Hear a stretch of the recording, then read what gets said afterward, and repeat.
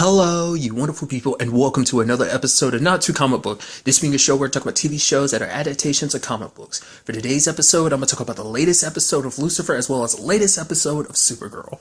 Like always, if I'm talking about something you want to listen to, you can always look in the description down below. I include the time when I start talking about each of the respective shows. So for example, if you don't want to hear what I had to say about this week's episode of Lucifer, you can skip to what I had to say about this week's episode of Supergirl. But the first thing I'm going to talk about is this week's episode of Lucifer, a great episode that gave me what I wanted, kind of stepping in the right direction of learning more about Ella. In this particular case, we get to meet one of her other brothers, in particular, like the oldest of her siblings, and that's Jay, which in this episode, she ended up trying to track him down, and she ended up getting Maze's help, which I love that whole scene at Chloe's place. It was so adorable because like Trixie's coming up with the knives and everything and Ella's playing along. And it's like, oh my god, look, we got the same t-shirt on, yay! And then it's like Maze is over there like slashing up these like mannequin dummies that are dressed supposed to representing Amenadiel and Linda. And I thought it was just so beautiful. And she's got Trixie attacking him. It's like, okay, strike them in like their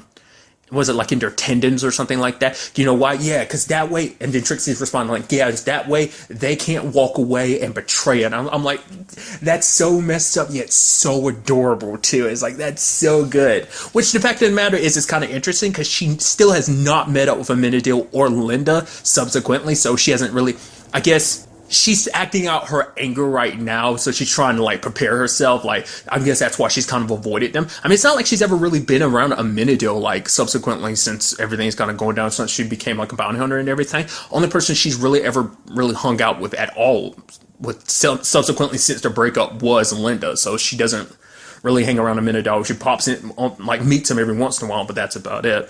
So, but you can tell she's going out of her way to avoid them because either she's trying to build up the courage, you know.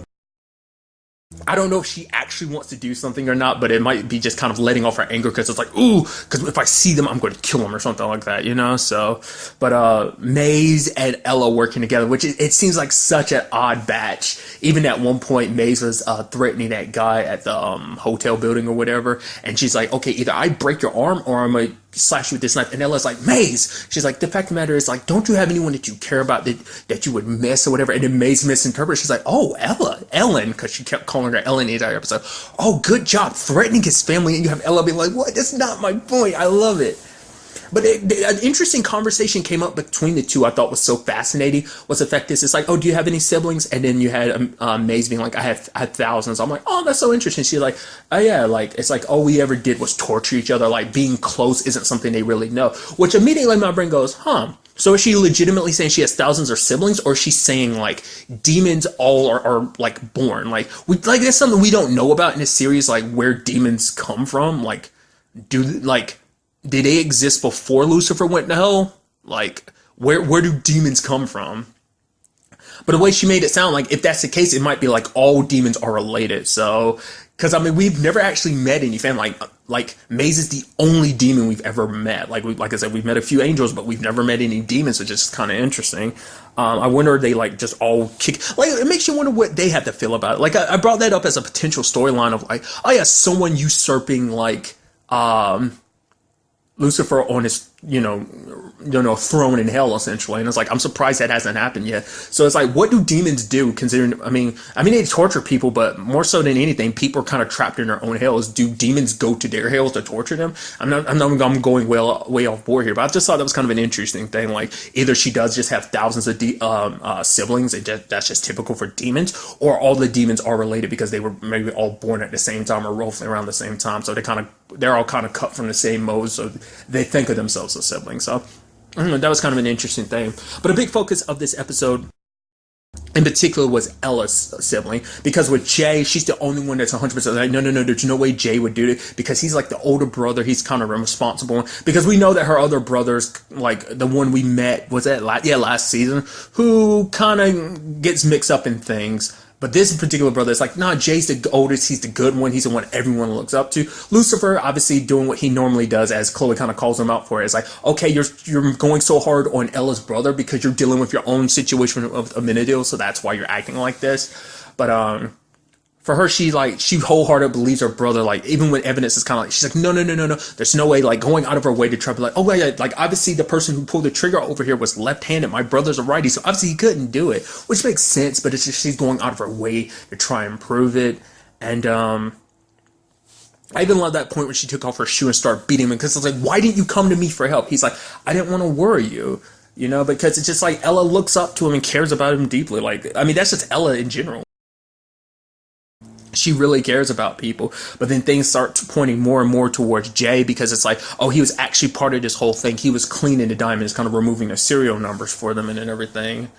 So he's not as innocent in all this. And he's like, if I told you the truth, you wouldn't have believed me. But the fact of the matter is, it's your sister. These people work with your sister. They would have listened, but Jay's, you know, and he tried to go off and prove it himself, because it turns out the killer is actually the insurance guy. I had a feeling the moment he was kind of like, oh yeah, missing the action of trying to solve a crime, I was like, it's going to be you, isn't it? Just, I had an inkling, and it turned out to be the case. I guess it also makes sense because the whole insurance thing, which I also loved that when Chloe and Lucifer went undercover for that little bit. And it's like, oh my God, see, he's so cheap. And Lucifer was super fit. He's like, I'm not cheap. And she's kind of looking at him like, I'm playing a role. He's like, oh, right. And then ultimately, like, oh yeah, this, like, oh yeah, like, isn't now. Yeah, because, you know, I mean, I'm not cheap. I mean, she, you know, pointing to the lady Tiffany behind the whole insurance scam thing. Like, obviously, she's cheap, right? It's like, you're still missing the entire point.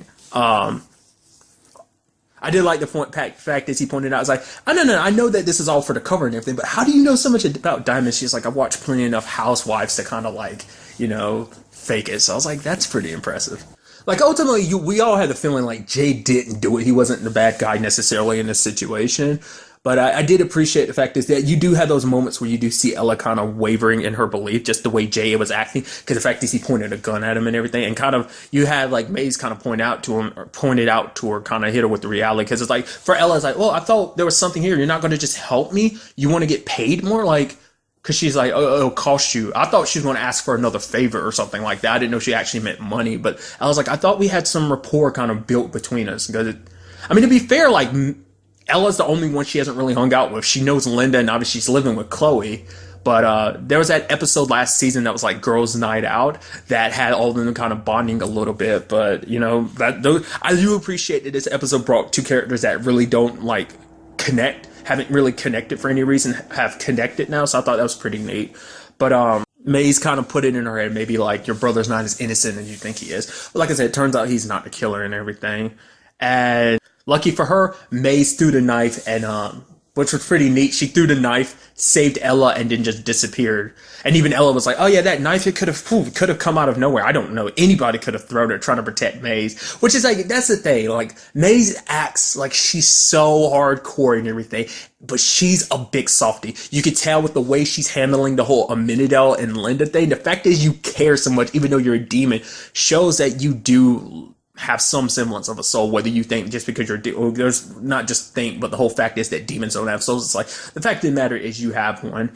Just the way you acting like that. The fact is you hang around Trixie. You like, if like out of anyone she likes the most, I think she likes Trixie the most. Probably right behind her would probably be Linda, I think. Well, obviously at this point in time that's kind of dwindled down, but yeah, I think the person she likes the most, because Maze was the first one to see her demon face and wasn't appalled. She was like, oh my, that's so cool. And it just made Maze feel good. And it's just like, that's her first friend, I think. So I think, I love that little relationship they did build. I think probably like, they're almost like, it's like big sis and little sis type of thing. At least that's how I look at it. But like I said, and helping out Ella like that, even though she doesn't act like she cares, I was like, oh, pay. It's like, no, she's a big softie on the inside. She would not admit it, but she's a big old softie, so. But I did like the fact is, they're like, oh yeah, we never found the diamonds. I was like, Jay has them, doesn't he? And you could tell Lucifer figured it out too. And he goes and confronts Jay himself. Because Jay tries to make it seem like, oh, my family wants so much of me. Like, I'm always the oldest, so everyone looks to me to help everyone. It's like, you know, the fact of the matter is, I dabble a little here and there, but what's wrong with that? Like, I help out my family, and I give myself a little cut, which is like, one, the fact is that you try and spin it and make it go like, well, you know, try to throw your family under the bus. It's like, well, they forced me to do it. It's like, no, they asked you for help, and you could have tried to go other means. You went in a very illegal route to try and help with whatever situation.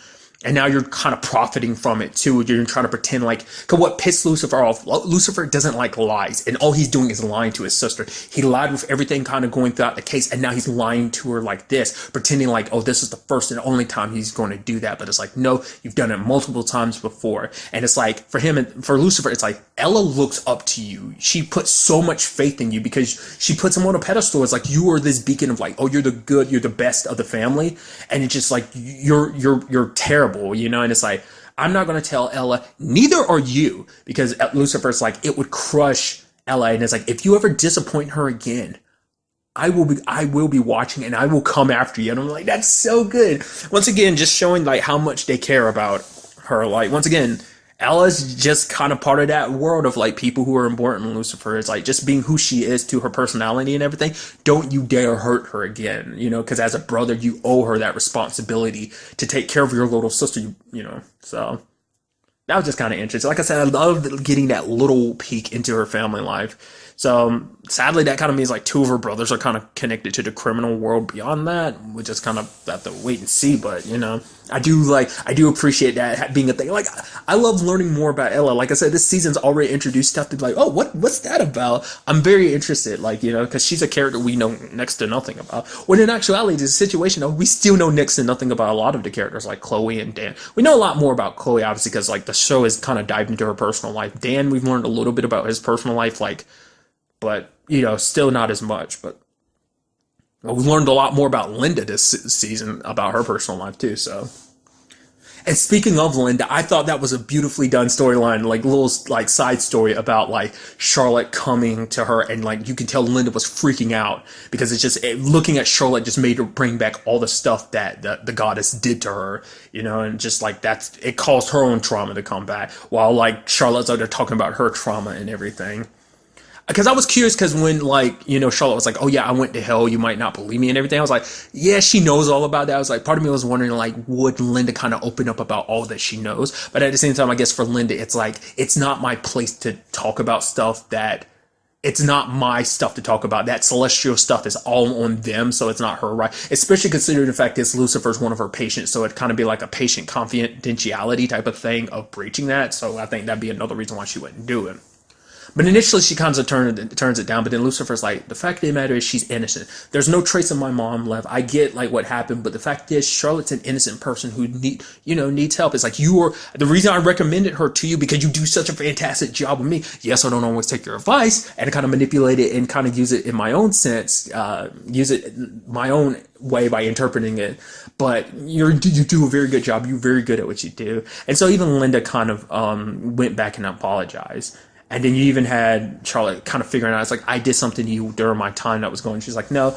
It's like, because at first Charlotte's like, I don't want you to kind of, bring me on as a patient out of pity. And it's like, no, because it's not just about helping you, it's about helping me. Because by helping Charlotte, fix herself, it's like maybe Linda can kind of move past her trauma and kind of get better afterwards. So it is kind of a dual-way street. And I did like the fact that she pricked her just to make sure that she bled and didn't just bleed light. So that was nice. I'm very curious to see that going forward.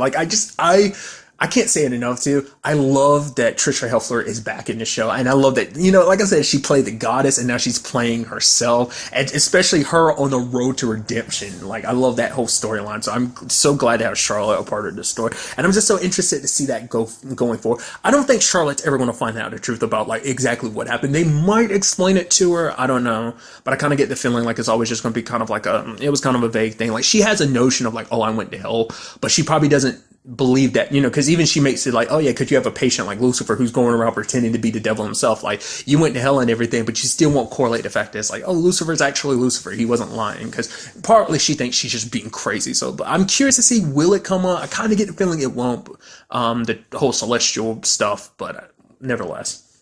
But what I did like about this episode also is Lucifer wanting Amenadiel to help, but Amenadiel didn't want to help with the whole Cain situation. We end up finding out a little bit more why, because later on it's no, it's he killed his brother. The fact is he's being punished by God. It means he deserves it and everything. And for one, I love the fact is that it turned into a fight between them. Cain had threatened oh, I'm going to kill some innocent bystanders. Oh, I killed my brother. You really think I wouldn't kill an innocent person?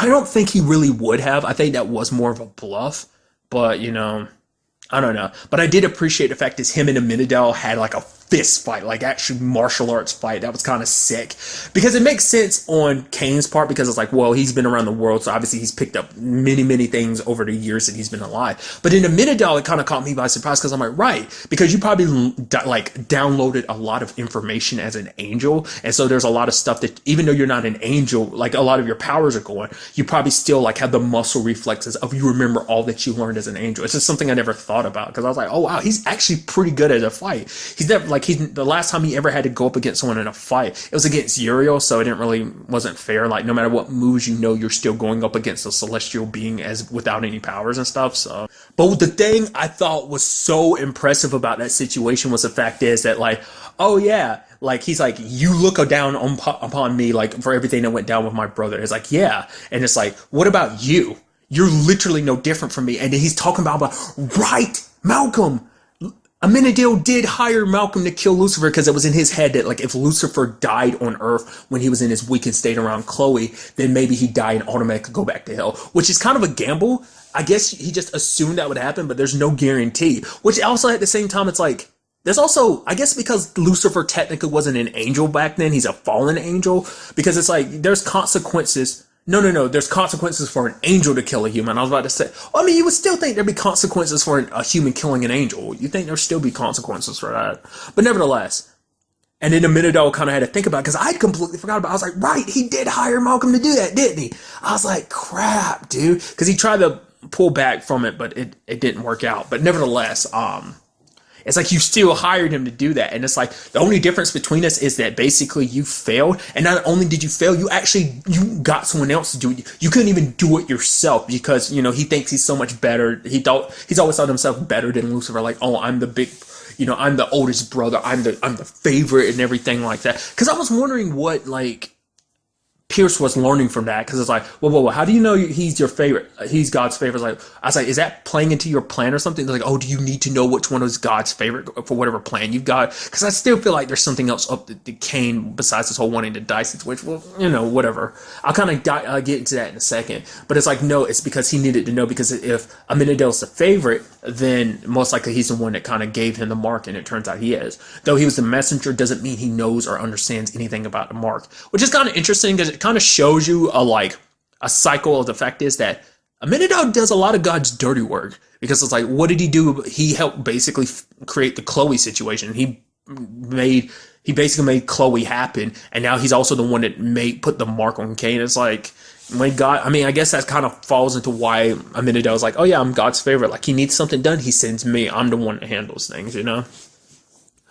But you know, that kind of put things in a different perspective for him. Because I still feel like there is more to like, because even Cain's kind of like, don't act like you understand my situation. Because at no point in time does like, Lucifer's never really brought up like, I mean, he jokingly brings up, oh, I mean, you know what problems with brothers. I mean, hell, you killed yours. But he doesn't berate, you know, Cain like Amenadel does, because Amenadel looks down on him. Lucifer doesn't, because for Lucifer it is almost like they are friends, kind of bound over like the enemy of my enemy is my friend type of thing. So Amenadel, it kind of feels like, you know, Lucifer should stay away from Pierce because it's like all you're going to do is piss dad off, which Lucifer's like, yeah, that's kind of the point. And also the fact is he's like, well, the fact is that you are going to ultimately like, this is all going to end badly in some shape or form, which immediately my brain kind of goes, because obviously I bounce back and forth because I reference stuff about Lucifer in the TV show Supernatural, as well as, you know, because there's a situation of like, well, there's Lucifer in Supernatural and there's ties into like Lucifer in this show, and obviously,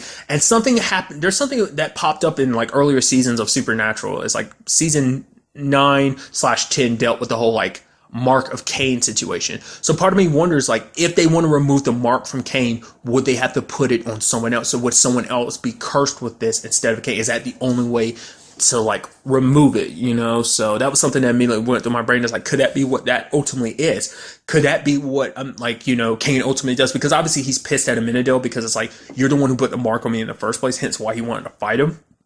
But for him, it's just the fact is that Amenadel had that look on his face, like kind of that realization, like, oh yeah, they kind of basically done the same thing.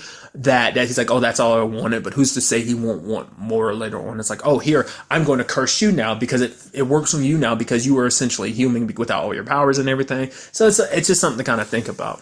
But the question is, like, Lucifer's like, the fact of the matter is, you stand in my way, you don't want to be in my way. And then, a minute I was like, well, then I will be in your way, brother, because I am my brother's keeper. And the thing is, I wonder about that is he 100% doing it simply because it's like, no, dad, this is obviously my task, this is my job, this is what I'm meant to do, I'm supposed to, protect you. But, which is fine. And Nova's like, oh, you're doing what your dad asked you. But I'd rather it be a situation of, oh, I'm doing this because I legitimately care for you. Like, because even Lucifer's like, yeah, I thought we kind of bonded and stuff like that. Which even like a minute ago, I was like, yeah, because it's like, because for Lucifer's like, for the first time, we've actually been brothers. We've been on good terms. Like, we've spent so much time hating each other, and now we're actually on good terms and everything. And so I hope it is a situation more of a minute. I was like, yeah, I'm looking after you because you're my baby brother. I'm going to do whatever it takes to protect you, even if it means protecting you from yourself, because your distaste for our dad might lead you down a road of joining up with someone. Because who's to say Cain doesn't have something to do with it? I mean, yes, he might know more than he's letting on. He might even have plans beyond. I mean, like, Charlotte had her, like, the goddess in particular, not just Charlotte, but the goddess had her ulterior motives for everything that she did. But at the same time, it's like everything she did still come back from, like, love for her family. So maybe for Cain, it is about getting rid of Mark so he can die. But who's to say he won't try and give, like, a big middle finger to Amenadiel and God, like, before he does it, something like that. So I don't know. Like I said, I hope it's more like, it is, for Cain, that he does simply just want to die and just be able to move on from this mortal coil. I butchered that trying to say it. And that Amenadiel is doing it just because I am a big brother. So I don't know. We'll just have to wait and see. Like I said, great episode. Sadly, Lucifer is going on a little bit of a hiatus. In exactly 3 weeks, it will be returning on February 26th. So keep that in mind. And now moving on to this week's episode of Supergirl, another great episode. I really like that the episode kind of started the way I kind of figured it would. I was just, because I thought about that last episode, I was like, oh yeah, what if they just showed up like super, I was like, I hope Kara doesn't go too hardcore on Julia just because it's like the whole like duality personality thing. I thought it'd be kind of awkward. Like, I made a comparison of like the whole like, oh, Barry and the Thinker situation of like how he kept going super hard after Duvall, but no one else was like, we don't see what you're seeing, Barry. I thought it was going to be something like that. I was like, what if the DEO, them being a secret organization watcher or something like that, so they had that benefit. But it's like, nah, they went in all full force, guns and ready and everything. And I like that Julia didn't hear anything because she was listening to her music in her headphones. I was like, oh man, there's supposed to be somebody in there. I was like, oh, she's singing or something. I was like, oh man, don't tell me she has a kid or something. And it's like, no, she's just listening to music. And then Kara goes over and taps her. She's like, whoa, Supergirl, what's going on? I was like, that was so good. But what I also appreciate too is that they all have different abilities. It seems like her powers kind of remind me a little bit of like, I guess, a combination of Banshee / Black Canary, whether it be like, Laurel using the device or whether it be Dinah as a metahuman. But that Canary Cry ability, her power seems more so like all around frequencies, because it seems like she can like emit a frequency naturally from her body that kind of disorientates you, because it almost seems like it made time kind of slow down. I don't know if that's what it seemed like. Anytime it hits someone, everyone kind of moves like slower, almost stopped completely. So I don't know whether it does that or because it's so disorientating, it's hard for people to move. But it seemed more like it was freezing time. Maybe, with like space and time, like it messes with the ripples of that or something. I don't know. Plus, she also has an outright like Banshee or Canary scream that just knocks you back. So, like I said, it's so interesting that their abilities are very different, because it seems like, she seems like she's just as super strong as any of them, but it seems like Rain is more the powerhouse, like the raw powerhouse, where it seems like, at the very least in Purity's case, in Julia's case, that she just has other means to kind of rely on too. So, because it seems like Rain's abilities are more of a like reflection of like Kara, which I guess you could almost think of her as like a mirror reflection of Kara. But which I guess that would actually be Bizarro, which Bizarro popped up in the first season. Overthinking things, but nevertheless, it's just kind of an interesting thing that like just knowing that they do have abilities, which does beg the questions like, ooh, what does Pestilence have? Because we don't even know who Pestilence is in this particular case. But I did like the fact is that Kara tried to reach out to the more human side, Julia, whereas like Alex was so hell bent on like, no, no, no, no, no, she's the enemy, we're gonna treat her like so.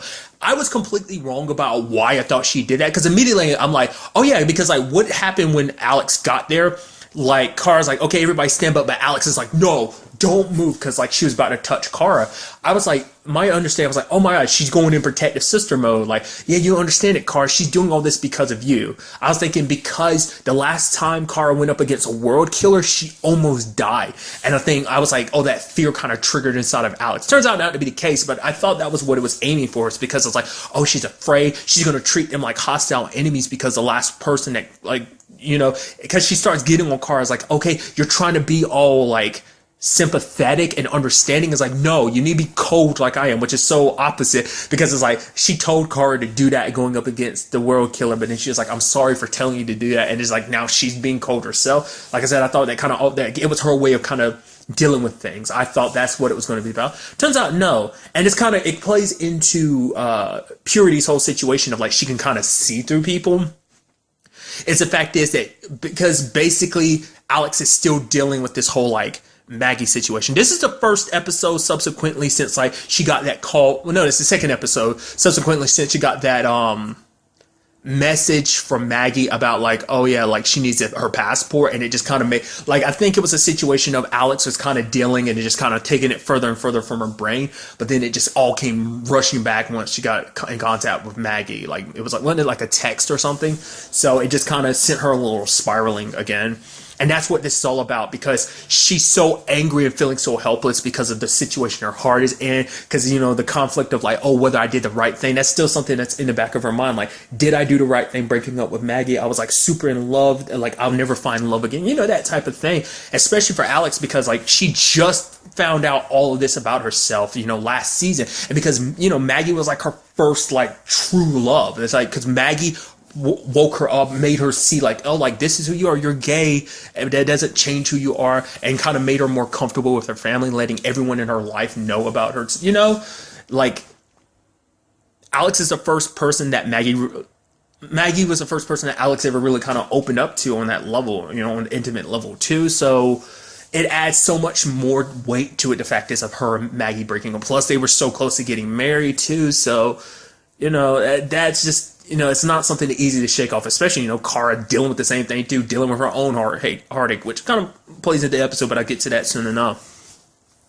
But it's just like she's in so much pain and she doesn't know how to deal with it, so she's lashing out. She's lashing out at Kara, she's lashing out at Julia. It's that situation of when you're in so much pain, you just need something to hit. That's what she needs. That's why she's being so cold-hearted, because it's like, there's no hope. So it's like, you know, she wasn't willing to see what Kara was willing to see, because Kara is so hopeful. It's so interesting considering the fact is that they kind of bounce each other back and forth, because Kara has lost hope and Alex had to bring her back. And in this case, you know, Kara had to bring Alex back, which multiple times this season, which is in itself just helped further and deepen the bond between Kara and Alex in this season. So, but it was interesting when the time came down to it, they were able to kind of reach out to Julia. Alex was like, hey, I know you're in there. I couldn't see it before, but now I can. That you're in there. You might not realize it, but you are stronger than this. Like, I mean, because at the same time, Julia's trying to fight this. Like, Sam had been trying to fight her situation as well. So, but it was nice because she really did fight it. She was able to push it off. But sadly, Rain shows up, and it's like she was about to literally stomp on Alex, but Julia was like, take me, let them go. And so she ended up saving their lives in that situation, because like in the state that everyone was in, Alex was beaten. Like Alex was underneath Rain, Monel was beat up, you know, Kara was beat up, you know. So it was not a situation where you wanted to be going up head to head against Rain, especially when she's at full strength. I thought it'd be a situation of like Julia helping fight Rain, and then she goes back to the DEO with them, and they kind of work alongside of her to try and figure this whole thing out. But sadly, that's not the case. Rain takes her and just leaves. So, because it's crazy, because it seems more so like they are triggered by the lady, the one who's setting this all out, the one working behind the scenes, who's not really there. It seems like she's more of a AI programming. I don't know whether that's like you don't think that's like a twist or something where it's going to be like, oh, actually, this is a construct of Brainiac, especially since we got introduced to Brainiac 5, Brainy. So that kind of makes me wonder, like, well, because because like I said, that already kind of establishes that Brainiac is a thing already in this world, whether he's an enemy that Clark is already going up against, begs that question, But maybe this isn't that, just because it is like an AI programming it, but it's like a sentient AI programming, so that's why I kind of feel like it's a Brainiac type of thing.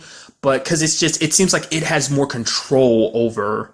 It's like it seems like you're not even really there. So how are you able to do what you do? Like, because like Julia tries to crawl away, but it's like she activates, like it starts pulling at the world destroyer in her, the world killer in her, So that makes me wonder about that.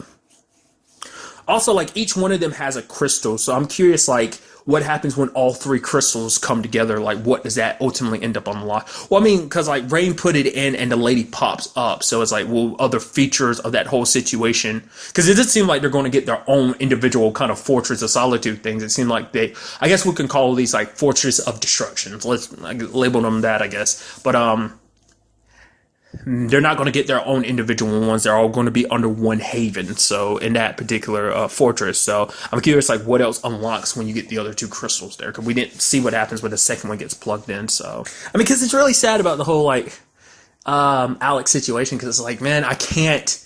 I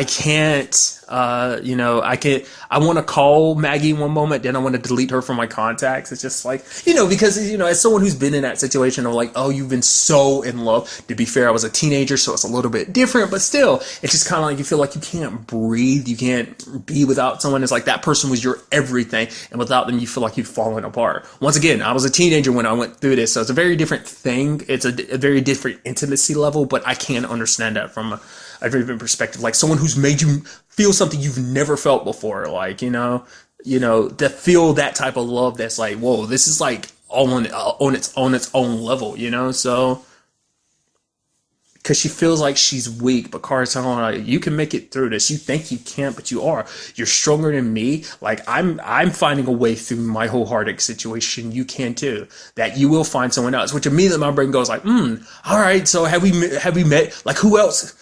I'm very curious to see, like, oh, who could be like the next person in Alex's life? And immediately my brain goes, if this whole situation with the world killers gets, fixed, I mean, we don't know what, I mean, I kept thinking, like, you don't know what Sam's situation is.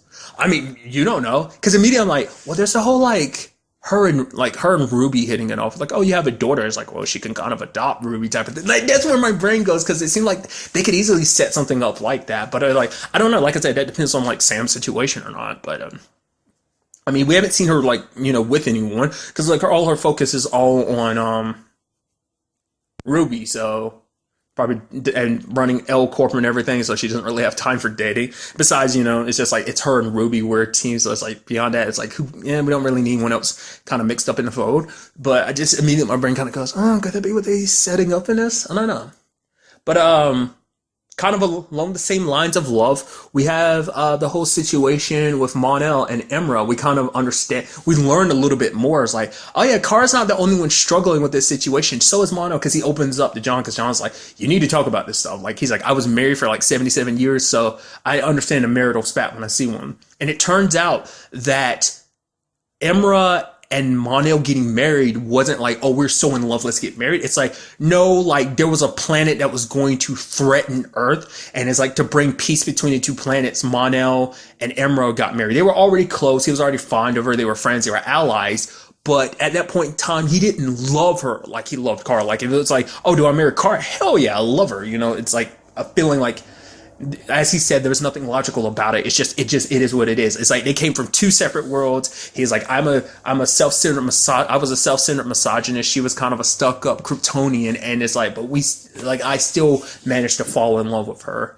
But for him, it's like he had a feeling like, okay, like I'm going to eventually, given enough time, me and Imra will fall in love. I'll fall in love with her. And so, because it was at the time he was still dealing with the whole Kara situation, so it probably made him feel even more guilty about it. But he hasn't told Imra about it either, because it's like, I can't, like, he's actually like not around her a lot, her or Kara. Like he makes small talk with her, with Kara, but at the same time, it's like he still tries to keep his distance. He's there around a lot to help, but he tries to keep his distance between, away from both of them, because he feels so conflicted. He avoids Kara because he still has feelings. So like, much like Kara, like her heart still kind of feels something when she's near Mon-El, so things are still awkward. Same thing on his part. So it's not like Kara's going through that alone. Which it was always obvious a thing that there was still something there, but it's just kind of like, oh, I will always care about you type of thing. But it's like, no, it's a situation of like, I'm still possibly in love with you situation. Because Mon-El ended up eventually telling Imra, because you had John being like, well, the fact of the matter is you have to tell her. Like, it's a marriage, you have to tell the truth. It might not be something you want to say, but it's still something that needs to be said because she deserves it. Especially if, you really do care for her, which he does. He loves her, but the fact is he is conflicted. So,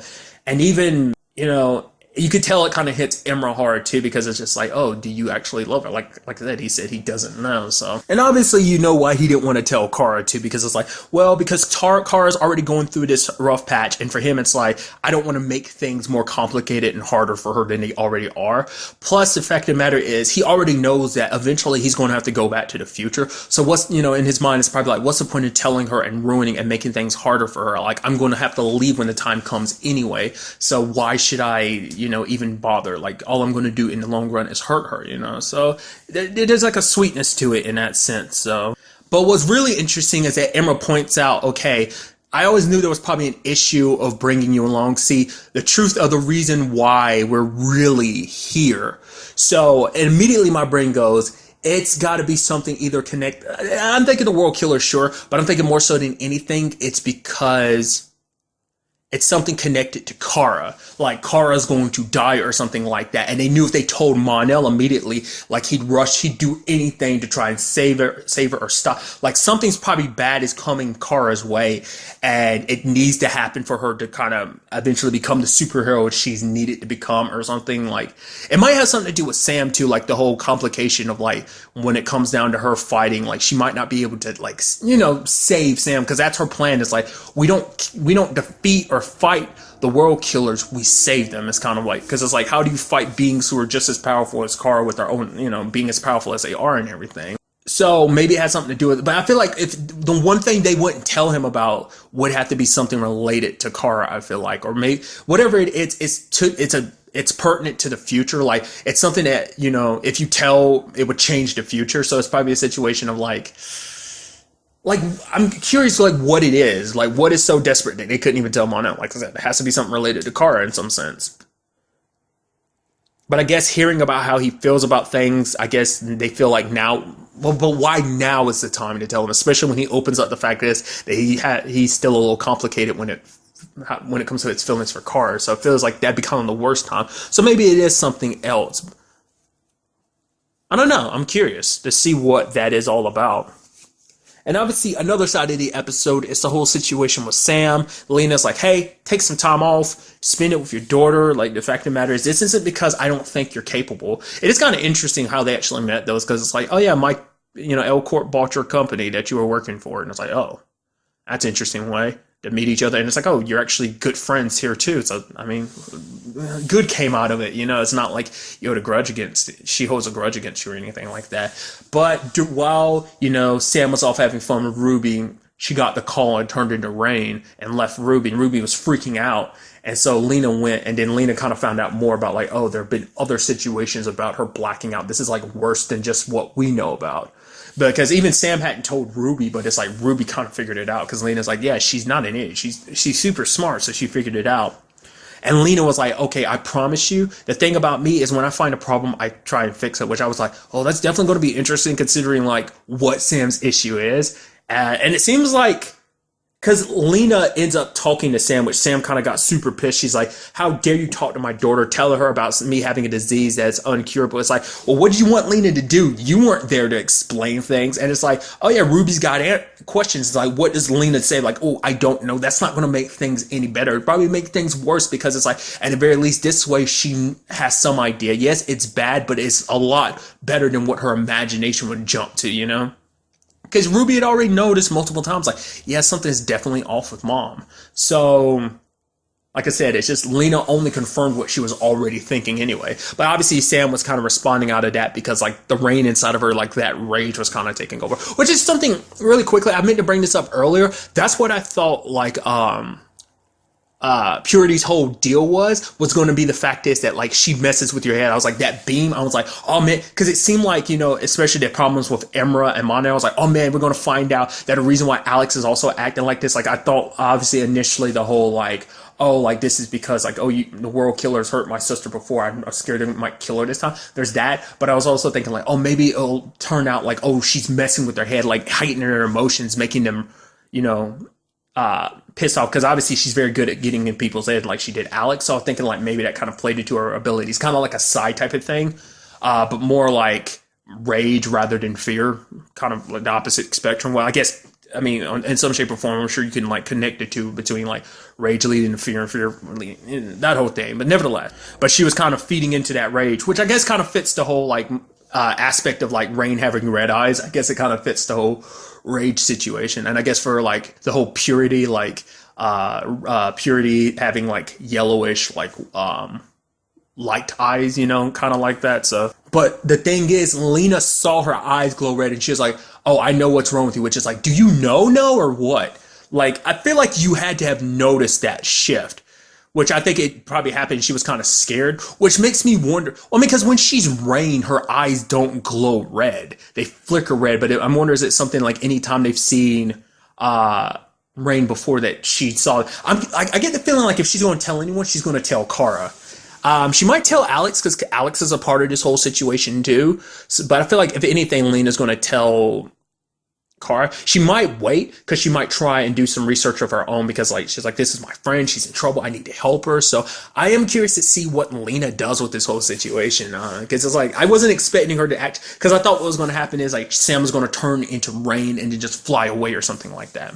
But it's also played into the episode. I kind of should have remarked on this earlier. Was the whole aspect of them being like, oh yeah, we knew that we were going to like Purity was talking to Kara and Kara's like, why are you, you know, you are Julia. She's like, no, that's just a mask. We knew that we would have to lay low key for a couple decades, you know, in case, you know, so we put on these personas of being humans. It's all an act and everything. It's like, really?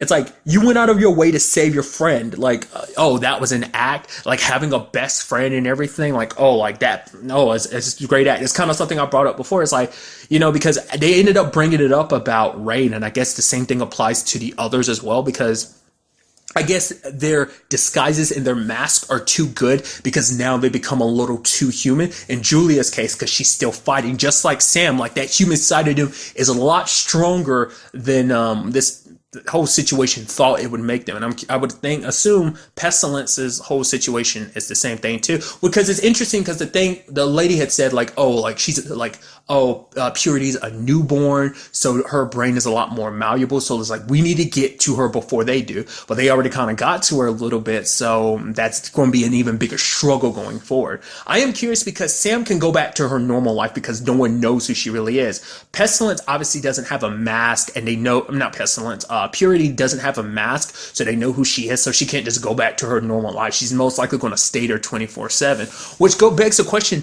why are they letting Rain go around as Sam? I guess because it's like, until we get Pestilence, we need at least one more world killer still able to kind of run free. I mean, I guess Julia technically can, because it's not like anyone can really do anything to stop her, but I feel like with the DEO and Supergirl, it complicate things, so I feel like she'd probably have to stay there, especially until like they finish like completely reprogramming it. And maybe that's the ultimate point, is to like, I mean, the ultimate goal is to program them too, so that there is no more of that human persona, that they are 100% the world killers, you know? So, like I said, a great episode. We'll just have to wait to see, you know, what comes about all of that. Sadly, we will be waiting for quite a while because Supergirl will be going on quite the hiatus. It will not be coming back until April 16th. So I'm not kidding about the whole WoW thing.